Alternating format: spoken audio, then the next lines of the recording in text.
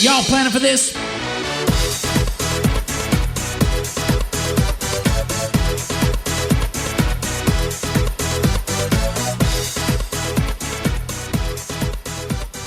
Welcome back, TPR Nation. This is Jamie Schlansky in an episode of Worlds to Conquer, and we are going to be talking about personnel today and how do we hire the right people to make sure that they are driving home the value that our organization wants to deliver to every single heartbeat that we work with. You know at Schlansky & Associates that I have recruited and retained the top talent in the entire country. We have some of the most incredible personnel working for us. I get asked all of the time, how did our staff, how did our team become so incredible in delivering massive value to clients? How did they become so dedicated to the financial planning at Schlansky & Associates? How are they so inspired to constantly change lives on a continual basis? You guys work with over 500 households. You have massive surges. Plus, you are delivering and creating value adds when you're outside of surge all of the time. Finding people that tenacious, finding people that driven has been a challenge across the country. I know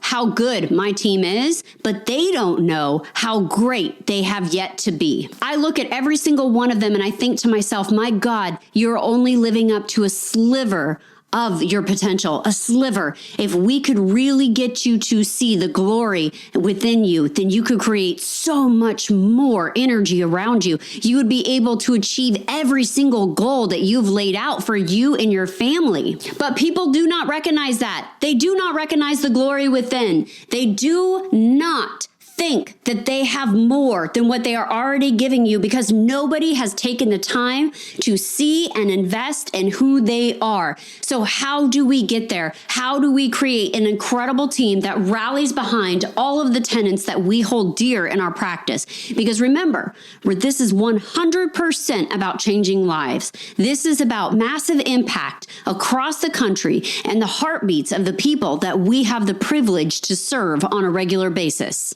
But how do we get team members there? How do we get them to wrap their minds around the unlimited potential that they have, especially when many of them are coming to us maybe when they've already had careers in other sectors or they've had jobs that really kind of shaped their work ethic as it is today. How do we reshape that? How do we recreate a culture where they're not feeling threatened, they are feeling supported, and there's no drama? All right, rule number one at Schlansky & Associates. If we hire you and you become a part of our team member and drama starts thereafter, we have a zero drama policy in our office. So if we had no drama before you came and drama after you came, you are the problem. You must leave. Clear and simple. Super, super easy. Zero drama. Second thing that I tell new team members, let's go over what gets you fired. And I say it just like that. And when I do, they normally take a big gulp, their eyes get really large, and they are terrified. One, I can be kind of intimidating. And two, they are really concerned about losing this job that they just barely started. A lot of us, this is the most amount of money that they've ever earned. This is the most amount of people that they've been around that they can see a career trajectory. And they are terrified of losing that position. And they should be. And I want to remove all doubts and fears 100% off the board. So I hit the nail right on the head. And I say, great, I would love to go over what would get you fired here at the firm. First, if you do something unlawful, if you do something dishonest, of course you have to go. We operate with the highest level of integrity. And that is a mutual consideration. Absolutely. No question asked. If I did something unlawful, if I did something illegal, if I did something unethical, I would be fired. Okay, check mark. Of course I would. And they agree with that one. And I said, great, here's the other things that will get you fired. We already went over our no drama policy. If you create drama in this office, it's going to get you fired. If you lack accountability, if you are constantly blaming other people instead of realizing that you will make a mistake here, not if, it's when you make a mistake. I don't care if you make a mistake as long as it wasn't illegal and as long as it wasn't unethical. I am expecting you to make mistakes. I am expecting me to make mistakes. I will make mistakes. I will make calls and call shots and make decisions that I'll look back on and wish I would have done something different. They would have been the wrong ones. I expect that. Now, that doesn't always happen, but I'm open to the fact that it will happen. All of us are fallible. All of us are imperfect. I don't care how many times you get knocked down, but I do care about how many times you get up. So when you're getting up, are you trying to drag other people down on the floor with you? Or are you stepping up and saying, hey, you know what? I've got some accountability here in this too, and I didn't support you, or I didn't get this done, or I made a mistake here. I want you, when you make a mistake, to raise your hand. The worst thing in the world to do is to make a mistake and not bring anyone's attention to it, to try to fix that mistake. And when we're trying to fix mistakes, sometimes we make things way worse than they ever had to be if we had just taken a beat, if we had just hit the pause button, if we had just gotten somebody's help along the way. They could have slowed the snowball from coming down the mountain. I want to normalize the fact that we are going to err in this pursuit of perfection together. I want a culture that finds failure as an opportunity to get better, so that when we do fail, we are accountable to one another, we pick each other up, and then we develop a process, a policy, or some kind of documentation to make sure we're not making that same mistake again and again.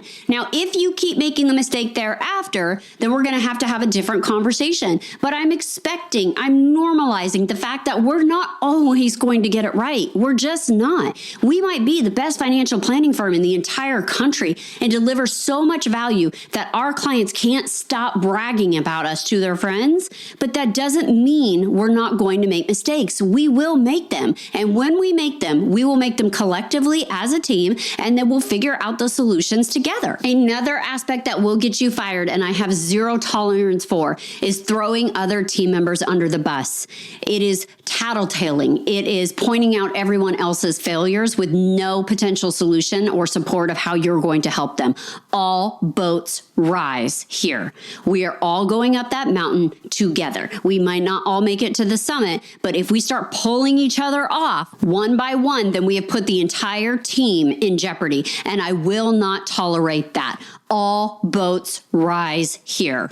Another aspect that might get you fired is if you get me in trouble with my mom. If my mom calls this office and she asks you for anything, you are to immediately give it to her and not say, I have to run it by Jamie. Although I would like you to tell me about it later just to make sure I'm on the same page. But don't get me in trouble with my mom. I have no problem getting in trouble by myself. I do not need anybody's help. And of course, I say that semi-jokingly, but it sets the tone and it rewinds that. So I sandwich that information, right? Started with a joke, end with a joke, and then I allow them to talk and ask questions during that time period. So once I've set these ground rules of things that can get you fired in our firm and what I will tolerate and what I won't tolerate, then I move on to my next conversation. And my next conversation is talking about continued education and how important it is for us in the organization. And this is normally when I'll make a triangle with my hands and I will show people, I say, listen, there are 3 aspects to your career. All right. One of them is going to be education.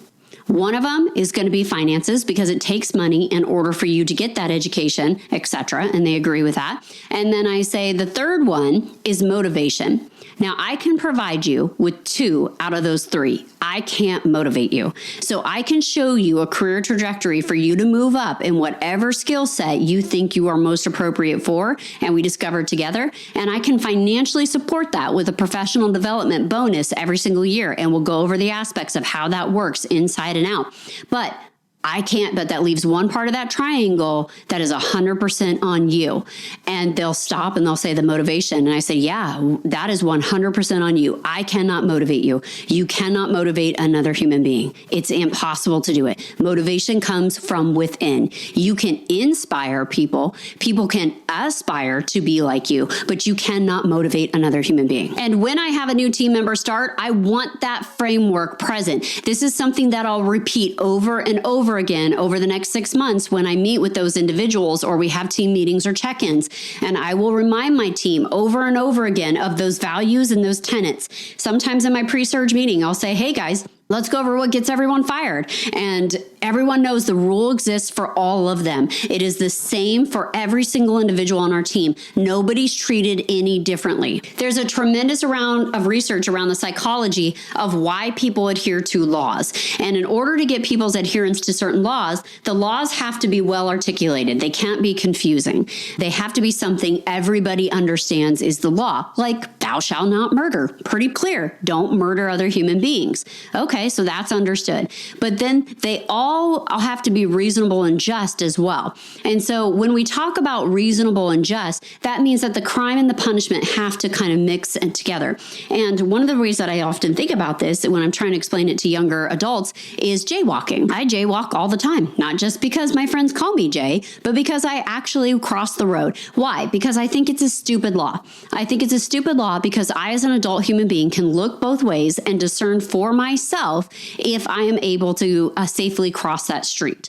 And if I'm not, then it is my responsibility to step back off of the road and wait for a safe passing. Now, does this mean I don't think that there should be crosswalks and all the things for people who don't have that ability to make those decisions? No, I'm not saying that. I'm just saying I think jaywalking is a stupid law. And so because it is a stupid law, I will then break it, as many people do. And when we break it, that crime has to meet that punishment associated with it. I'll never forget, I had a woman stop me outside the mayor's office and tell me, hey, listen, I saw you jaywalk and I wanted to let you know that the mayor's really going to crack down on that. And I looked at her and I said, oh, well, what's the punishment for jaywalking? And she said, it could be as much as a $25 fine. And I was like, $25 or 10 minutes of my time waiting for this crosswalk? Done. Decision made. Thank you so much. The next aspect is that it has to be a law in which applies to everyone. If the law only applies to certain individuals and other people are exempt, it doesn't work. It creates conflict, and we've seen this throughout civilization. So when I take those into effect and we're sculpting the rules of engagement for employer and employee relationship, I want to make sure I articulate this to my entire team that, listen, these are the rules for everyone, top up, bottom down. It doesn't matter. We are all trying to adhere to the same policy within this organization. We all have the same framework, and that creates a sense of trust that we know that here, these are the things that are intolerable, and they're going to make us conscientious of those. Now that you have your team in place, you have to decide with that new personnel how often you're going to check in with them. So in our organization, we have an enterprise office, so we have just over 15 employees, 5 financial advisors.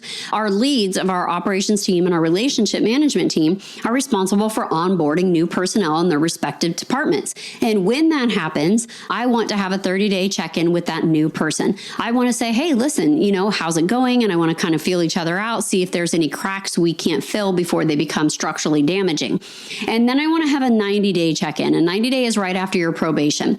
And after that, if we really kind of hammered out, I point out pros and cons. The approach to every single one of my meetings is tear them down to build them up. So I will start with all of the deficiencies, and then I'll end with all of the highlights and the opportunities and the things that I'm excited about. Now, thereafter, one of the things that I'm terrible about is making sure we do annual reviews. And they are important to your team members. Team members want feedback. They want to know when they're not just in trouble. They want to know personally how they're developing and what's happening. One of the things I do is that I do a professional development meeting. And in my mind, I've always kind of treated that like a check-in and say, okay, listen, where are we at? Where are we at in your 3 to 5 year plan? How are we developing this different skill set? What do we need to start looking at for the future? And I'll use those as check-ins as well. The reason I don't like annual reviews is because in our culture, they have become synonymous in the United States with yep, you got it, raises. And so every time we do a review, somebody's anticipating that they're getting a raise. And I don't like raises to be given out based on somebody's time and service. I think it's really unfortunate. I think it's unfortunate to give a raise just because somebody has put in time. And I think it's more valuable to give a raise to somebody that has put in effort. So the more effort that you're putting in, the more value you're bringing to the organization, I'm 100% about supporting a pay raise for you. But if it's just like, hey, I've been here for 10 years, 11 years, and I think my pay should be X, Y, and Z, what are we paying for? If you've been at that position for so long, have you become stagnant, or are you elevating? Are you doing whatever it takes to become indispensable in your line of work? Money follows value. Money follows value. So if you are becoming more and more valuable in your organization, in your career, as a vital team member, as the steward or leader of the organization, then money will chase you. Money will find you. Now, I'm not saying that that doesn't mean you don't have to go advocate for yourself from time to time. That does occur, and it depends on which kind of organization that you're with. But the worst kind of meeting I can have with an employee is when they come and ask me for a raise, but haven't shown their value in the last year. In fact, I've been teetering on letting them go because they're just kind of stagnating. They're not taking on more. They're not exceeding. They're not improving their efficiency. And I'm not talking about working people to death. I'm talking about people elevating their skills, becoming better and better and better so that they do become more valuable to the organization. What are they doing that's outside the Monday through Friday, 8 to 5, or whatever your schedule is to become absolutely critical to that organization? And when I'm talking to certain team members, they will oftentimes tell me, I really want to do all these things. I just don't have enough time. There isn't enough time. I go to work all day, then I get home and I've got all this other stuff to do. There's just no time. Well, guess what? Time is the greatest equalizer in the entire world because you don't have any more time than I have. And I don't have any more time than the person I'm trying to become has and that has succeeded where I am at. We all have the same amount of time. It's how you structure your day and the prioritization of what you want to have happen. You know, I had a friend really slap me in the face one time and she hit me with a low blow. And we had just come out of college and it was one of those party friends that always wanted to get together, but I'm grinding, trying to develop a career. I'm getting all these things in my life going, and I just didn't have time to do all of the party, hang out, socialize things that she wanted to continue to do beyond college. And so when I was talking to her, I was like, I'm sorry, I just don't have a lot of time right now. And she said, yes, you do. We all have the same amount of time.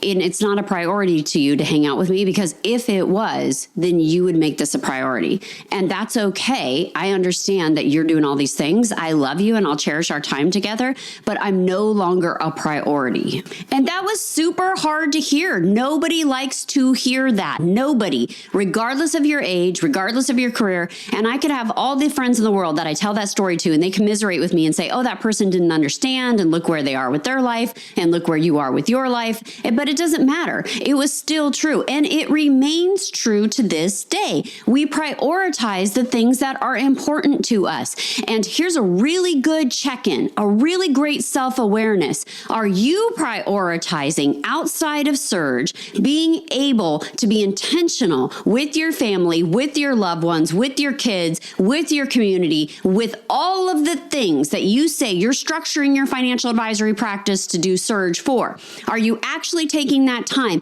and scheduling it on your calendar and being intentional about the energy and the passion that you give outside of Surge to those type of activities and endeavors? And don't tell me you don't have time. Don't tell me you don't have time. We all have time for the things that matter in our life the most. In fact, more than one time in the last couple of years, and I think that the onset of this has a lot to do with the U.S. coming out of, and I would say it probably extends to the greater part of the world, but I'm not in the greater part of the world, so I can only speak to those around me, is that after the pandemic, and there were so many couples that survived. They got their kids, right. They were able to endure and start a career or leave a career or have their business flourish or have it diminish. I mean, there was a lot of shifting. There was a lot of seesawing in the world. And couples that ended up staying together have now come out through this other side where they're really in a rut relationship-wise. They either spent a lot of time together in 2020, and then now that's sort of dissipated in 22 or 23, or maybe their focus and their passions and their goals have now shifted. In the last 6 months, I have spent a lot of time talking to friends and clients that are quote unquote happily married, but man, they are going through it right now. I am telling you, this last 6 months, I have been more of an unlicensed marriage counselor than a financial advisor, talking to a significant number of clients that are married and are committed to each other, but my goodness, has it gotten tough. And the common thing that I keep hearing again and again and again from these individuals, especially coming out of the pandemic, is there's nothing I can do to make my partner happy. There's nothing I can do to make my husband happy. There's nothing I can do to make my wife happy. Yeah.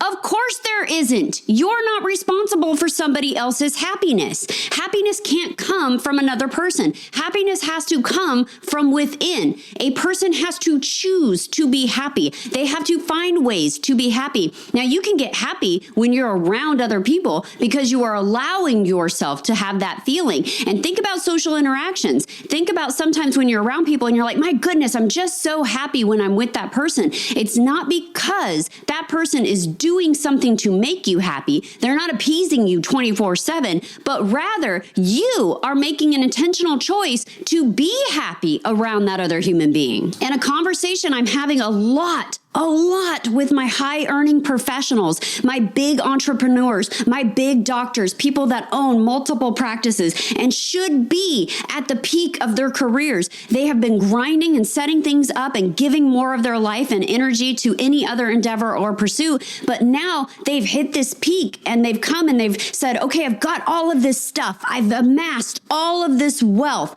I have the big house and the fancy car. We're going on all of these holidays and my wife doesn't, have any concern. She can use the credit card all day long. And I'm not wondering at the gas pump if my card is going to get shut off. I've worked so hard my entire life. And now I just want my spouse to be happy. I don't understand why they're not happy, because stuff does not buy happiness. More stuff does not translate to happiness, especially for my high income earners, because they have spent 15 or 20 years grinding and grinding and grinding. Remember, what is the average age of a startup? What is the average age of the person who is doing a startup? It's 42 years old. They've had their education, they've had their professional career, they've gone to work for other people, and all of a sudden they've developed a network and resources, or they identified a problem that they now think that they have a solution for, and they start a business. And all of a sudden they're really pounding the pavement and they're really becoming successful in whatever endeavor that they have done. And they get to this place where they're no longer stressed about money, and they thought, that's where my happiness would be. Once I got there, everything would be okay. Once my family saw this level of success and we could afford the private schools, we could afford the nice cars, I could put them in every sport that they wanted to do, we would all be happy. That's not how happiness works. If you anchor your happiness to the achievement of some tangible item, then once you've achieved that, it's never going to be good enough. Now it's the next carrot. Now it's the next endeavor. Now it's that next pursuit. And I'm not talking about setting goals that you want to smash as a family. That's not what I'm talking about. I'm talking about when you're sitting there late at night and you're scrambling and you're looking over your book of business and you're running scenarios of, should I increase fees? Or what if I did this? Or what if I acquired that practice? Or my gosh, that line of credit's coming due. And you're going through this financial net worth of your business and it's running through your mind, and you're trying to find solutions. And you're like, my God, if I could only make $250,000 more, if I could only make $1 million more, if I could only get our net worth to 5 or 10 or 15 or 20 million, then that is where my happiness will be. And that is the flaw in your goal setting. You are treating your happiness like it's the horizon. And every time you take a step forward, that horizon gets a little bit further and a little bit further and a little bit further away. And so oftentimes when I am talking to friends and colleagues and clients about this, and especially about their marriage, they have abandoned the investment that they meant to make when they got married.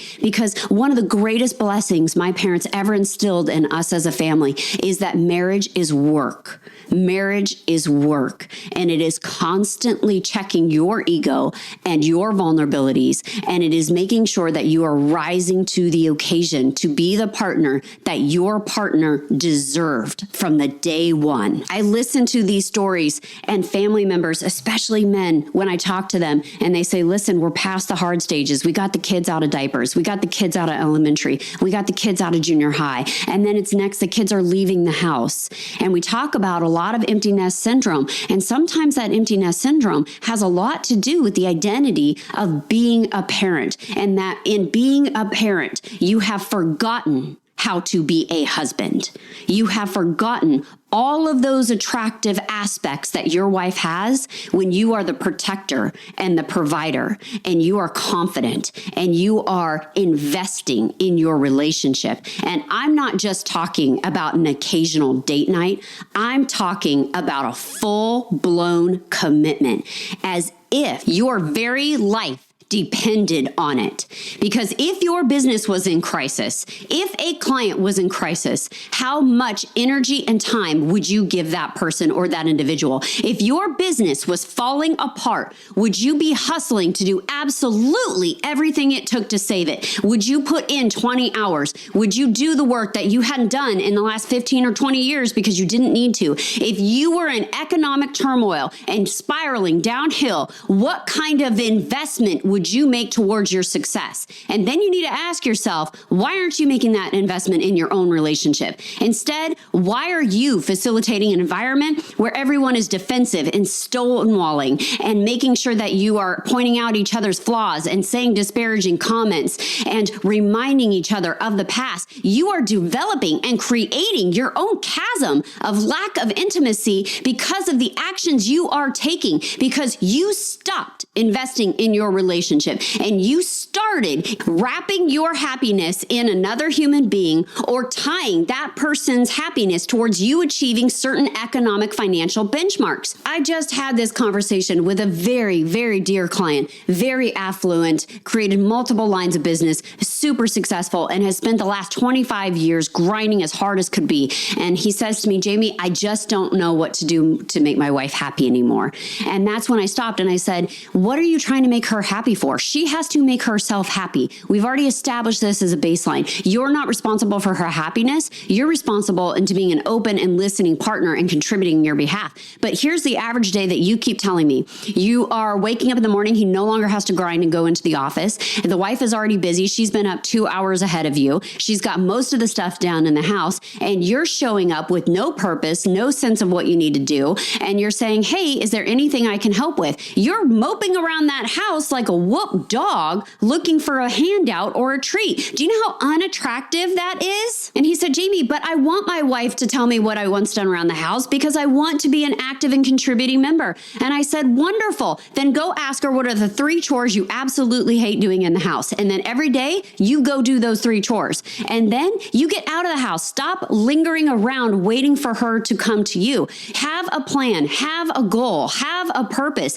And if she is doing that, if she is the one loping around the house and she doesn't have a goal, she doesn't have ambition, she doesn't have purpose, then that's a conversation that you have to immediately have with her because she needs to go hire some type of coach to get her out of the rut, especially for women who have been in the process of raising their babies and their babies no longer need mom. Now they have a lot of self-worth doubt. Now they have a lot of purpose doubt. They've sacrificed so much of their body and their heart and their soul and their mental capacity and energy memorizing of the names of every single one of their friends that you can't stop and try to remember, even though you've met them 14 times over the last 3 years. When you first met your spouse, there was something that you found incredibly attractive about them. And guess what? In turn, they found incredibly attractive about you. But you have forgotten what that aspect is. You have forgotten to invest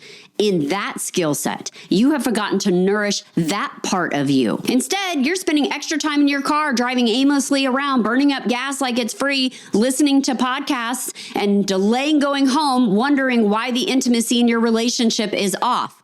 Why is it off? You are directly responsible for that. You are responsible for the investment in your relationship, and so is your partner. So is your spouse. You have to invest in it. You have to create value. You have to constantly be working at your relationship instead of avoiding it. Because if we are not doing those things, if we are not willing to make that commitment, then why are we doing Surge in the first place? Because Surge is hard. It's super difficult. It is really intentional. It is really deliberate. It is really hyper-focused about adding so much value in your client's life that you leave them constantly bragging about you. But when Surge wraps up, what are you then doing to be just as hyper-focused and just intentional and just as deliberate with the people that you say you are doing all of this for? If you said you are doing all of this for them, then go do it for them. I had to have a reckoning with my own self. And when it came to my family and spending money, I'm not a big money spender. spender, believe it or not.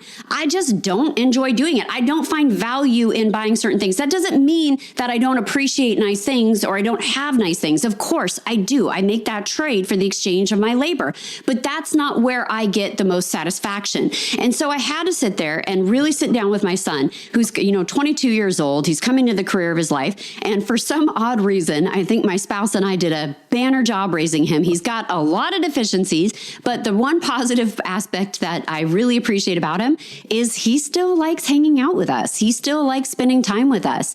And he wants to go on trips with us. He wants to do adventures with us. He wants to go on those things with us, but he doesn't always have the money to participate in those things. And so I really had to sit down because one of the disciplines I wanted to make sure that I gave Lane was financial responsibility. And that when he came of age, I was not going to pay for everything or anything. We helped get him through college. We made an arrangement for that. And then when he was 6 months out of college, he needed to take over 100% of his own bills. That was our arrangement. And because he is successfully making a decent income, but not the type of income that can afford the snow machining, the ATVing, the trips to Hawaii, the Arizona, the out of country, all of those extra things, I really had to sit down and kind of evaluate with myself. Did I teach him to be financially mature? Yes. I completely did. I mean, the kid's savings account blows my mind. I certainly didn't make the kind of financial decisions at his age that he is. And by the way, this is probably true of most young adults this next generation coming up, this iGen generation, they are incredible savers. They are phenomenal at it. They see the value at it. But it's not the time of their life where they can afford these indulgences. But guess what? It is the time of my life where I can. And I do want to do those things before his life gets so complicated that he can no longer participate in them. So I had to have a reckoning with myself and sit down and say, okay, listen, there are things that I want to go do and I want to have fun and I want to experience with him, but that means I'm going to cut the check for him. And when I cut the check for them, that was a value rub for me because I don't want him dependent on me. I want him to make his own way in life. I want him to have his own sense of self-respect of knowing that he can. So I sat down and I said, listen, this is what we want to do. We want to do these different experiences. And he's great about it. He's like, yeah, I would love to do those things, but how much are they going to cost? And so maybe I tip the scale. Maybe I subsidize some of it. And maybe I tell him, okay, listen, the cost is $1,000. I'm going to cover $700, but I need you to cover $300 of it. Can you make that happen over the next 6 months? Yeah, absolutely. I can make that happen. Super easy. Okay, great. And so we come up with some way to meet in the middle where he's still feeling that he's doing a lot of this on his own. He's very grateful. So he's very respectful that he knows that I'm covering the most of it, but those little things. And I had to give myself permission to do those. It seems silly, right? Like, it was middle winter, kind of a weird time in Alaska, March, April, where, March is sunny. It's beautiful. It's cold outside still. And April and May feel so far away and you just need to get out. It's called cabin fever. You got to go do something. And so I looked up a snow machining trip and I said, hey, would you and your friend like to go on the snow machining trip? And I knew that I was going to brunt the majority of the cost for doing it, but I had to give myself permission to do it. And he was so elated. His friend was so excited. And we went back and saw these Knik glaciers and it was phenomenal. And guess what? I asked my dad too, because he's been talking about snow machining all winter, but we've been so busy surging, planning, and prepping that we haven't had any time to it. So I said, Dad, and he said, there's no way I'm going to hire somebody to take me on a snow machine ride. Why don't you come to the house and grab the snow machines and we'll get them started? Well, the problem with that is it takes a bloody half a day to get the machines going up and running because they've been sitting all winter. So instead, said, let's go pay $200 for somebody else to take us out. But it was giving that permission. It was allowing ourselves to have that type of experience, even though it went outside and it rubbed against our values around money and that we don't like to pay for those kind of things because we're so damn frugal. But it was super positive. It was intentional. It was deliberate. And we made sure that we had a great time together. And I don't miss the money it took for us to go do something like that. I mean, so what? It was a little nick out of the account for savings. But what am I saving for if it's not to have more experiences with my father while he's still alive and with my son while he still wants us to be around and I'm still physically able to go do those things with him? How many times are you sitting there in your family and denying yourself those type of little experiences? And it doesn't have to be grand. It doesn't have to be the exotic safari in Africa that costs a whole family $100,000. It could be, hey, let's take a helicopter ride over the canyons and get get lunch afterwards. Let's go ATVing through the Tonto Forest. Let's go whitewater rafting down in Oregon. I mean, what are those little day experiences that you could invest in your family? And I know I'm using that word even though that I don't like it when other people do that investment. But this is true, right? This is something we want to nurture and see grow. You know, what are you doing with your wife, with your husband, with your spouse, with your partner, with your kids to make sure that you're creating the type of memories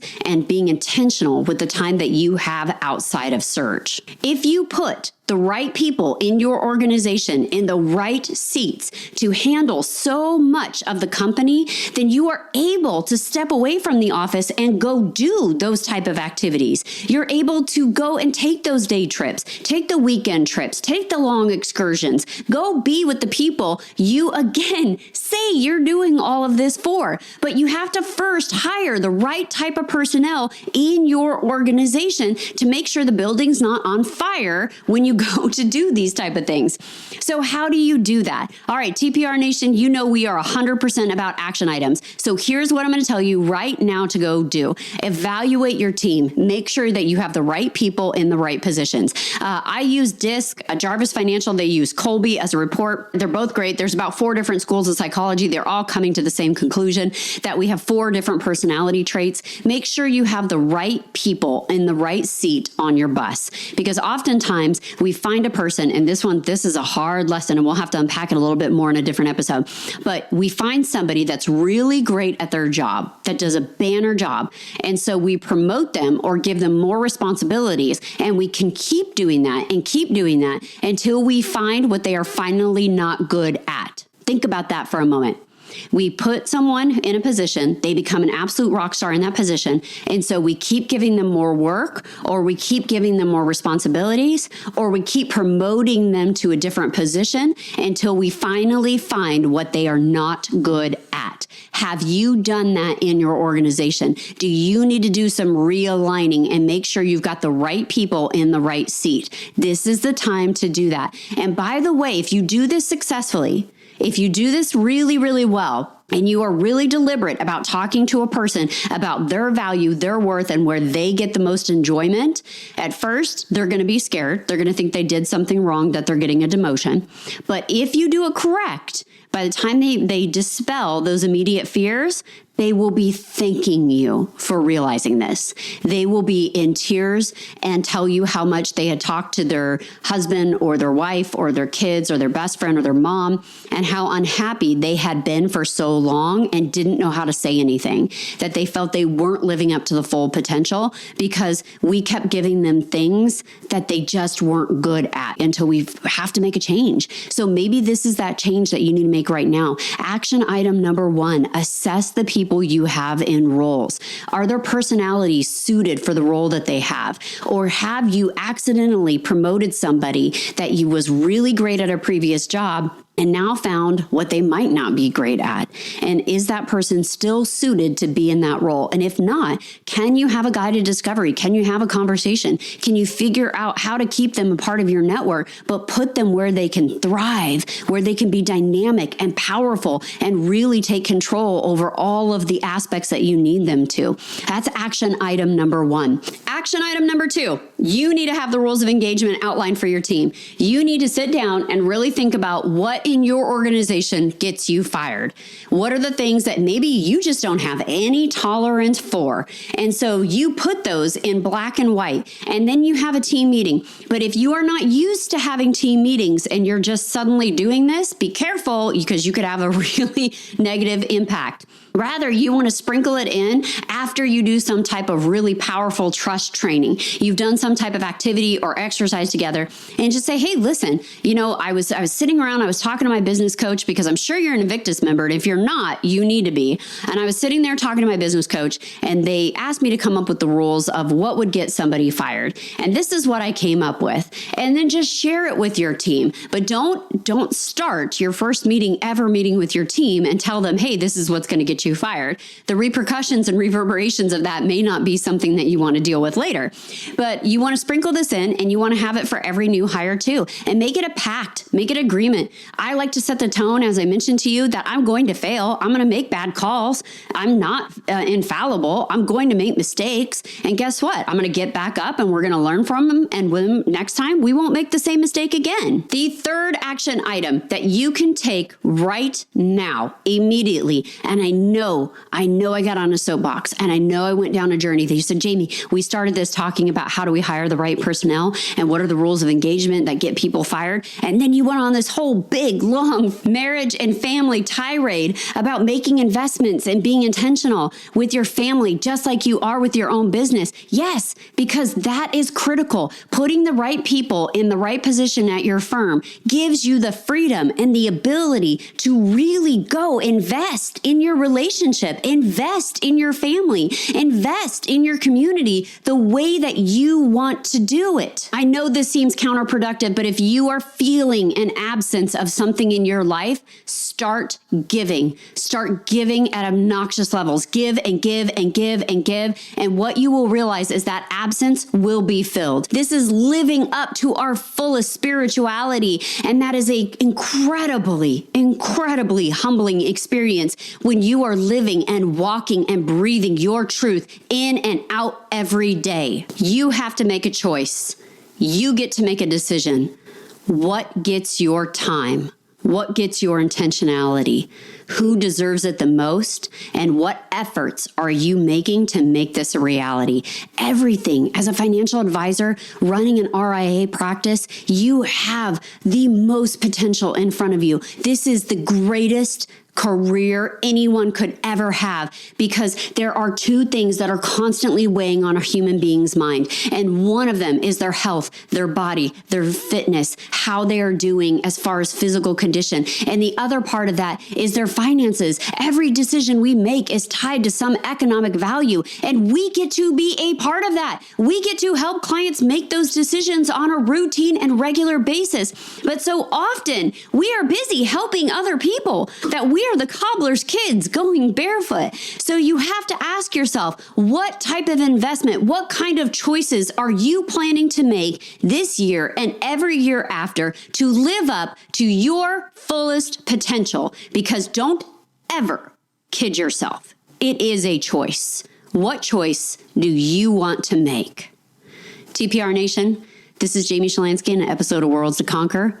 Go find people who share your values and change the world. Hold on before we go. Something that you need to know.